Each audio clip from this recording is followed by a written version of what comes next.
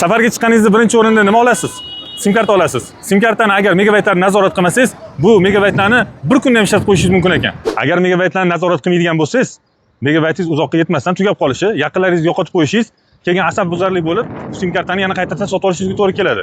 Buning uchun sizga eng qulay funksiyani hozir o'rgatib qo'yaman. Yoqib qo'ysangiz bo'ldi, kifoya. Настройкаga kiramiz. Настройкаga kirganimizdan keyin подключение bo'limiga kiramiz. Pastroq tushganingizdan keyin использование данных. Shuni ichiga kiramiz. Bizga bu yoqda mana настройкалар ochildi. Endi bu yoqdan yana использование данных ichiga kiramiz.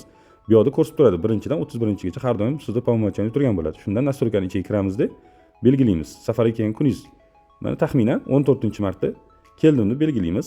Belgilaganimizdan keyin предупреждение о перерасходе. Bu yoqda qancha gigabayt olgan bo'lsangiz, o'shadan 1 gigabayt past qo'yasiz. Sababi gigabaytingiz tugashidan 1 gigabayt oldin sizga eslatadi. Ya'ni tugab qolyapti, tejab ishlatgan deganday ma'noda eslatadi sizga.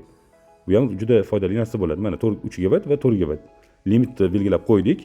Endi bundan ko'p megabayt ishlatib qo'ya olmaysiz. Mana bu yoqda uje ko'rsatish boshladi. 14-dan 13-aprelgacha qancha megabayt ishlatiladi bu yoqga ko'rsatib boradi.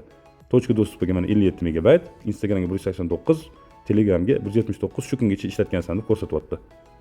Mana bu yoqdan har doim xohlagan paytingiz kirib tekshirib ko'rasiz bo'ladi megabaytingizni hozirgi holatini.